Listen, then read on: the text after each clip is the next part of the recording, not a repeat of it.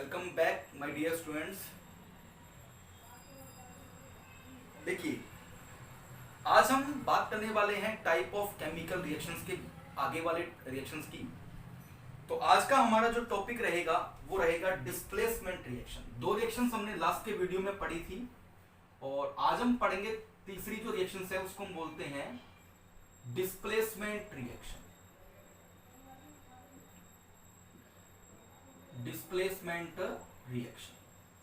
प्यारे बच्चों, what is the meaning of displacement?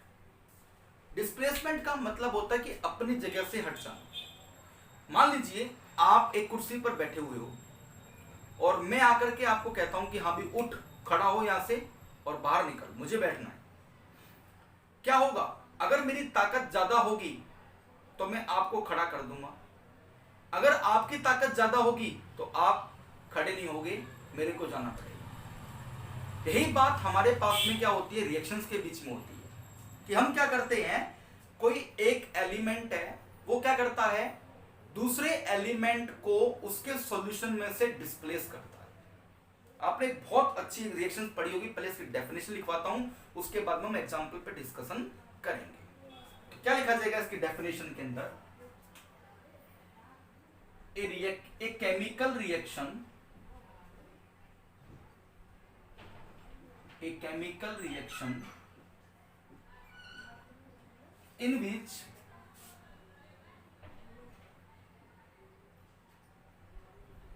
more reactive element, a chemical reaction in which more reactive element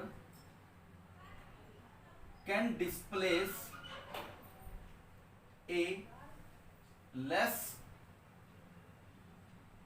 reactive metal from its solution,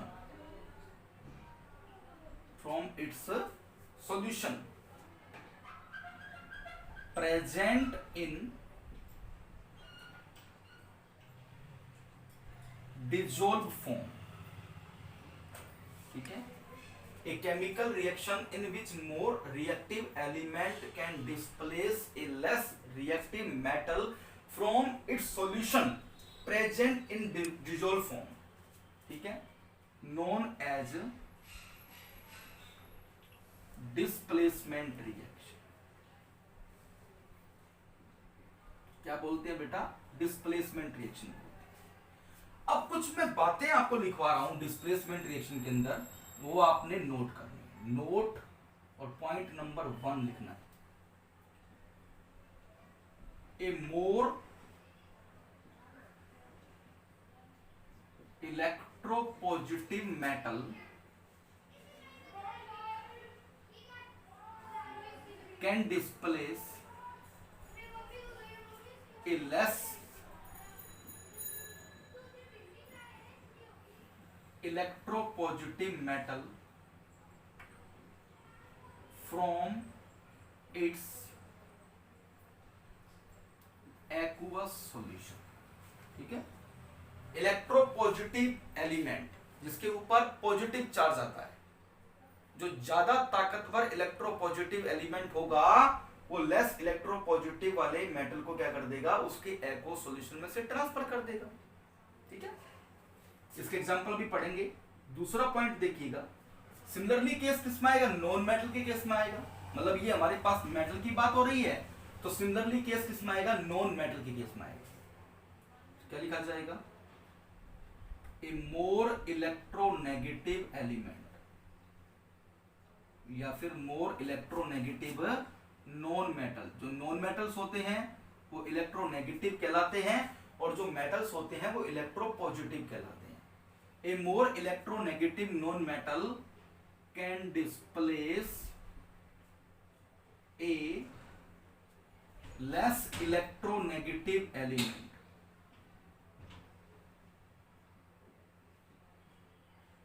a less electronegative non-metal from its aqueous solution। ठीक है बेटा, ये दो point है, इसी के basis के ऊपर है। चलिए अब एग्जांपल्स पढ़ते हैं। एक एक्टिविटी आपने क्लास 6 और 7th में करी है, क्या करी थी एक्टिविटी कि हमारे पास में कोई भी एक बीकर है, या बीकर ले लीजिए, इस बीकर के अंदर क्या कर दीजिए, aqueous solution of copper sulphate लिख दीजिए, CuSO4 जो है वो एक्वस सॉल्यूशन लिख दीजिए, और इसके अंदर एक आयरन की नेल डाल दीजिए, ये आयरन की नेल। एक घंटे के बाद में आप इस रिएक्शन को देखेंगे तो क्या पाओगे आप इस रिएक्शन के अंदर, एग्जांपल नंबर 1 लिख देना है इस चीज को।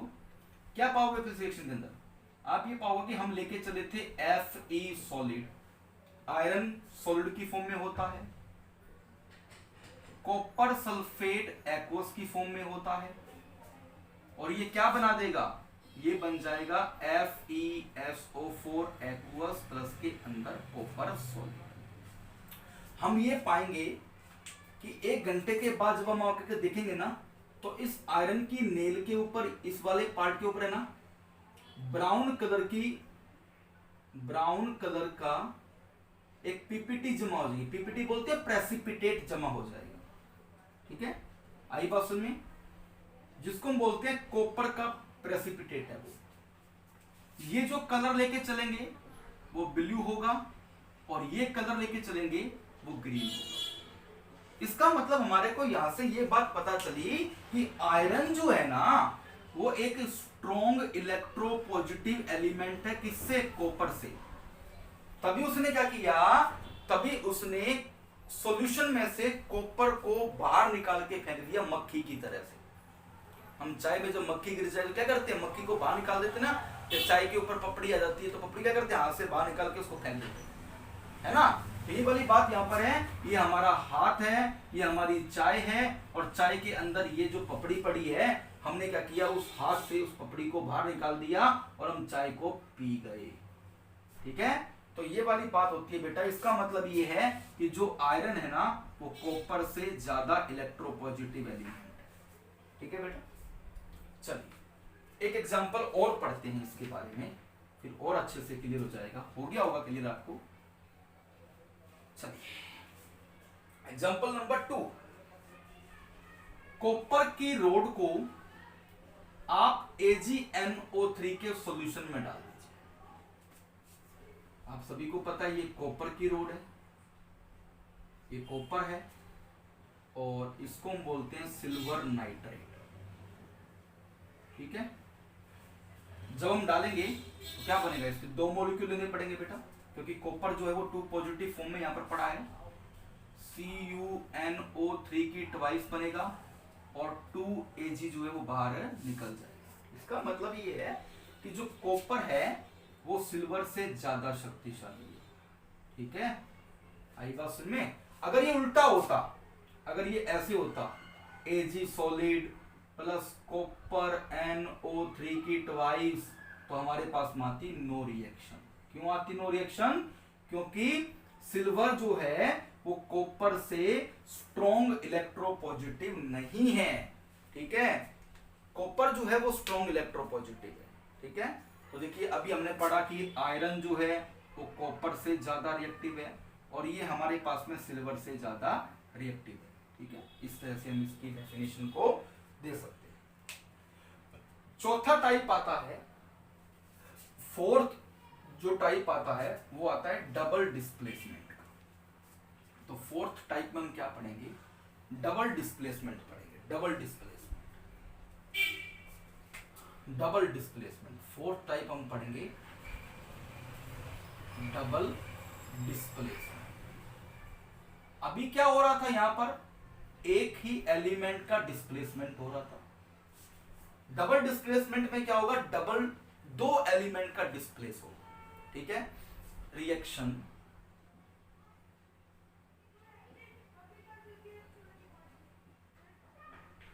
a chemical reaction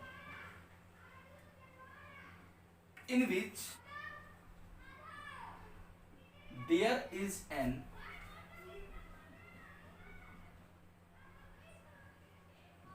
exchange of ion between the reactant to give new substance is called double displacement reaction.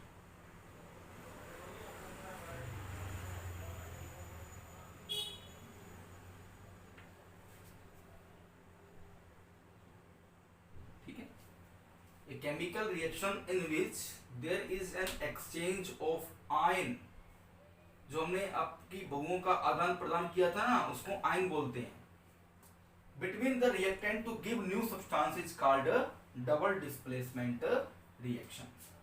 तो एग्जाम्पल क्या बन जाएंगे बेटा? एग्जाम्पल देखिए, फर्स्ट एग्जाम्पल मैं आपको बताता हूं, BaCl2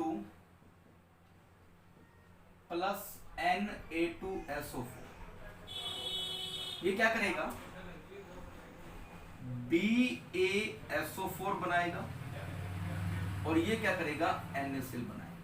ठीक है, यहाँ पे दो मॉलिक्यूल आ जाएंगे। ठीक है, बाकी ये बैलेंस है। दूसरा एग्जांपल देखिएगा बेटा, NaCl aqueous प्लस AgNO3, ये क्या बन जाएगा? NaNO3 प्लस में AgCl। ठीक है, ये बन जाएगा। ये दो एग्जांपल्स हैं बेटा, आप देख रहे हो कि बेरियम जो है वो सल्फेट के साथ गया, सोडियम जो है वो क्लोरीन के साथ गया, सोडियम जो है वो NO3 के साथ गया, सिल्वर जो है वो क्लोरीन के साथ गया। तो इस रिएक्शन को हम क्या बोलते हैं? डबल डिस्प्लेसमेंट रिएक्शन के नाम से इसको जानते हैं। ओके, चलो नेक्स्ट देखिए, exothermic reactions.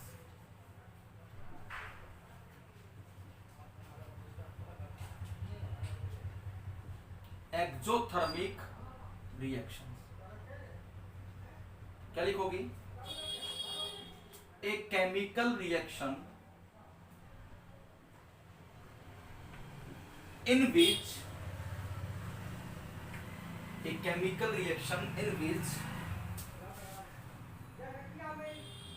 heat is evolved।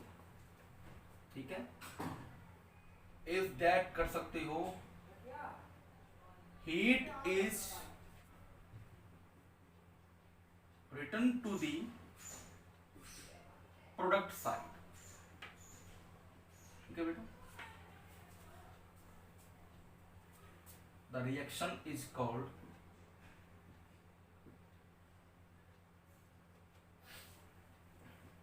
exothermic reaction। ठीक है, एग्जाम्पल देखिए,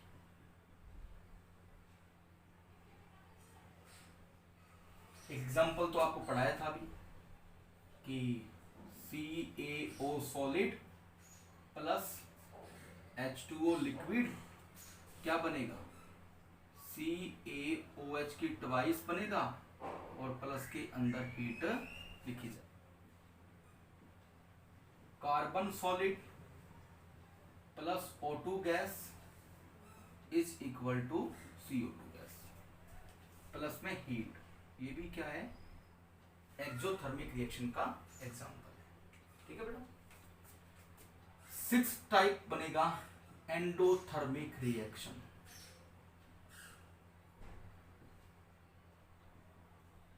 तो क्या लिखा जाएगा? ए chemical reaction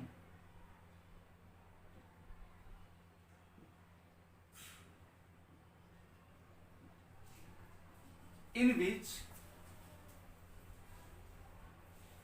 heat is given to the reactant। ठीक है, और आप इसको लिख सकते हो हीट इज, बस लिख दिया मैंने, कोई दिक्कत वाली बात नहीं। Heat is given to the product reactant लिखना था, तो a reaction in which heat is given to the reactant, then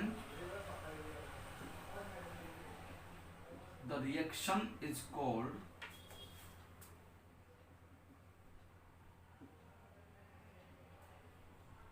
endothermic reaction.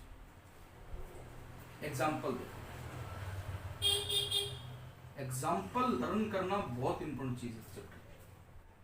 Carbon solid plus H2O liquid heat करेंगे, कार्बन मोनोऑक्साइड गैस की फॉर्म बनेगी और H2 गैस की form बनेगी। और यहाँ पर ये गैस की फॉर्म के अंदर होता है, ना कि लिक्विड की फॉर्म में, स्टीम की फॉर्म में होता है। दूसरा एग्जांपल आपको पता है, थर्मल डीकंपोजिशन जो है ना, वो एंडोथर्मिक एग्जांपल है। CaCO3 सॉलिड होता है, इसको जब तुम हीट करोगे तो क्या बन जाएगा, ये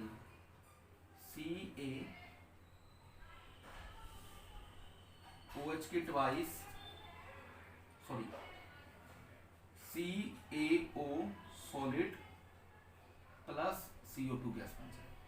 ठीक है, तो ये हमारे पास में एंडोथर्मिक रिएक्शन के एग्जाम्पल। ओके बेटा, तो आज के लेक्चर में हम सिर्फ इतनी ही बातें करेंगे, हम आगे नेक्स्ट प्रोसीड करेंगे।